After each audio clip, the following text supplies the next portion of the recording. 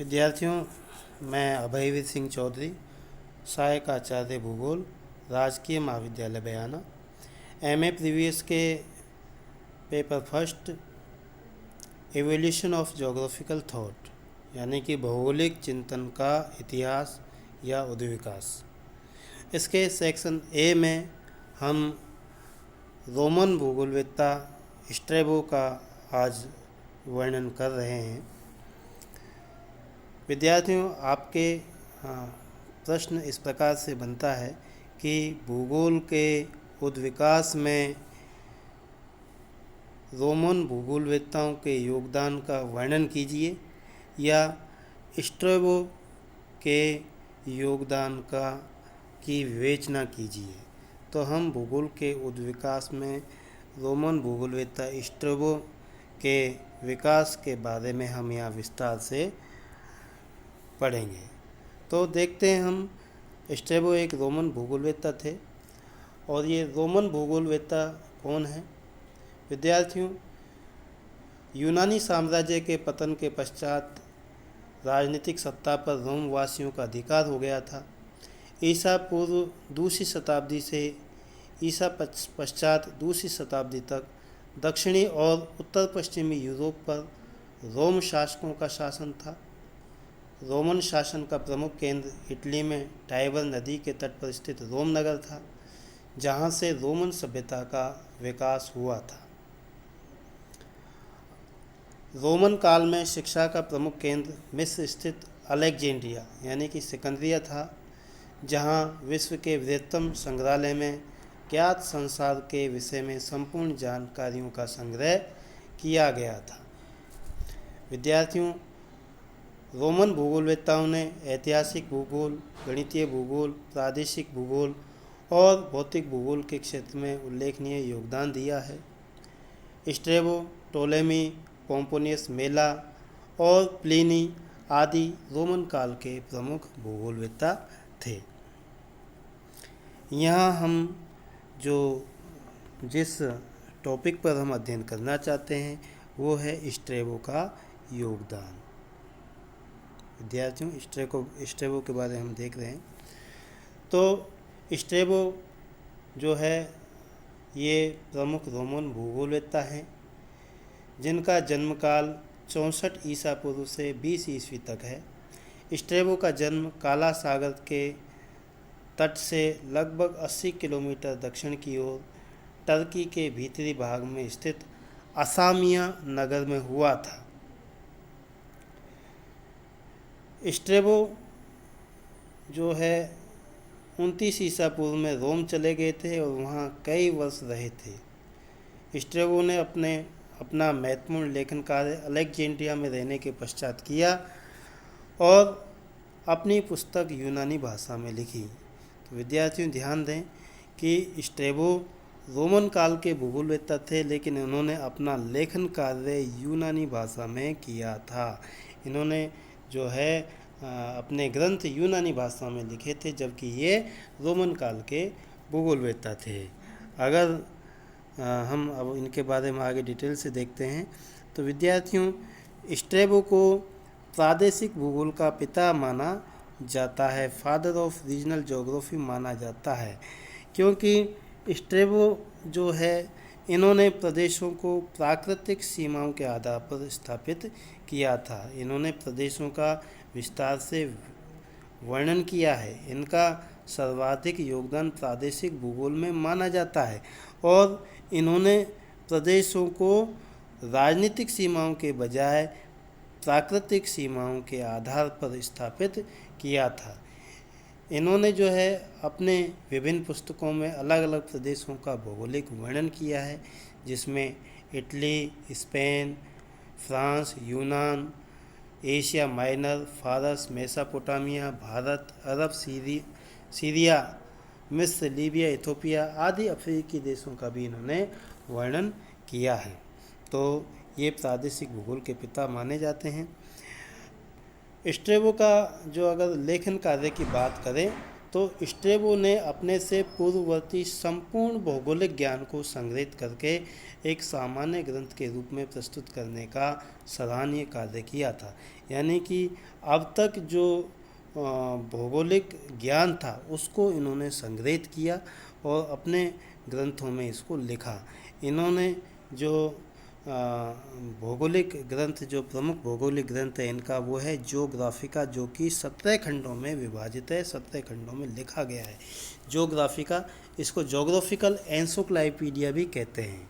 Geographical encyclopedia भी कहा जाता है, भौगोलिक विश्वकोश भी कहा जाता है ज्योग्राफिका को, जो कि 17 खंडों में लिखा है।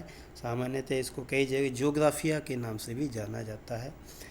इसके अलावा इन्होंने ऐतिहासिक इतिवृत्त या ऐतिहासिक स्मृतियाँ, है ना, हिस्टोरिकल मेमोयर्स, 43 पुस्तकों के तौर का एक संग्रह है जो कि ऐतिहासिक इतिवृत्त के रूप में जाना जाता है।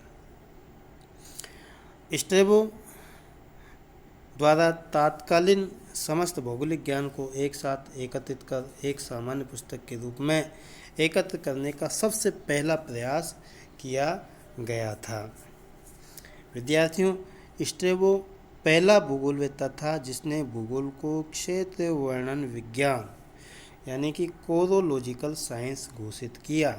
भूगोल को कोरोलॉजिकल साइंस या क्षेत्र वर्णनी विज्ञान घोषित किया स्ट्रेबो ने, और उसने कोरोलॉजी यानी कि क्षेत्र वर्णन पद का नामकरण लालित्यपूर्ण रूप से किया था।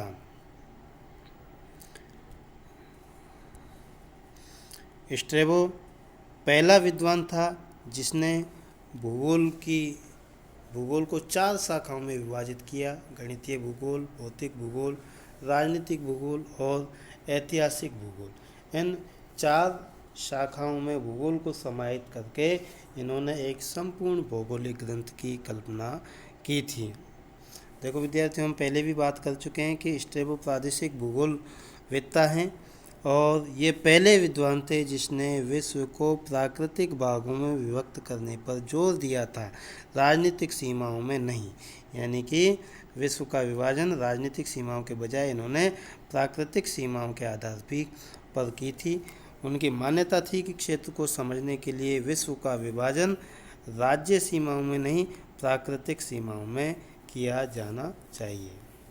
विद्यार्थियों, स्ट्रेबो का प्रधान कार्य ऐतिहासिक है। उन्होंने भूगोल और इतिहास के बीच घनिष्ठ संबंध को स्पष्ट करने का प्रयास किया था। स्ट्रेबो ने इटली का उदाहरण प्रस्तुत करते हुए कहा था कि इटली के निवासी अपने देश की भौगोलिक विशेषताओं के कारण ही विकसित बने। इटली के निवासी इटली की विशिष्ट भौगोलिक विशेषताओं के कारण ही विकसित बने हैं। रोम के शक्तिशाली विकास का कारण भी इटली की भौतिक स्थिति ही थी। तो इस प्रकार से स्ट्रेबो का जो है इस कथन में नियतिवादी चिंतन स्पष्ट होता है। इसीलिए स्ट्रेबो को पहला नियतिवादी चिंतक माना जाता है। नियतिवादी चिंतन का प्रथम महत्वपूर्ण विचारक स्ट्रेबो का माना जाता है। विद्यार्थियों, आरपीएससी द्वारा आयोजित स्कूल व्याख्याता परीक्षा में ये प्रश्न पूछा गया था कि पहला नियतिवादी चिंतक किसे माना जाता है, तो स्ट्रेबो को पहला नियतिवादी चिंतक माना जाता है। इन्होंने कहा कि इटली की भौगोलिक स्थिति के कारण ही इटली के निवासी विकसित बने हैं। विद्यार्थियों, स्ट्रेबो ने तत्कालिक बसे हुए विश्व को ओक्यूमेने की संज्ञा दी थी।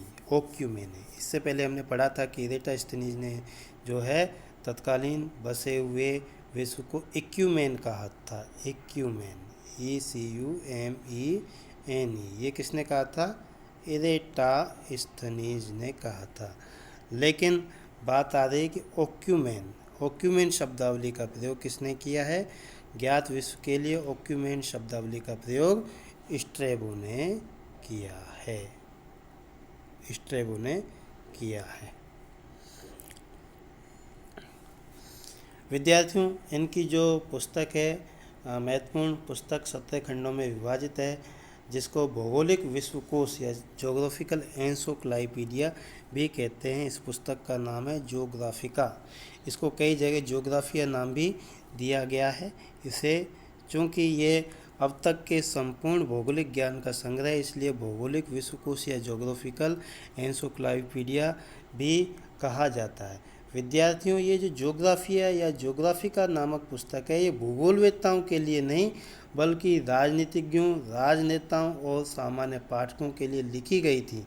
यही कारण है कि इस ज्योग्राफिया ग्रंथ में प्रत्येक देश की सामान्य भौगोलिक विशेषताओं, भौतिक आकार एवं धरातलीय बनावट के साथ साथ वहाँ की सांस्कृतिक भिन्नताओं, शासन प्रणालियों तथा रीति रिवाजों का भी वर्णन किया गया है। अगर ज्योग्राफिया की बात करें तो इनका यह ग्रंथ वर्णनात्मक शैली में है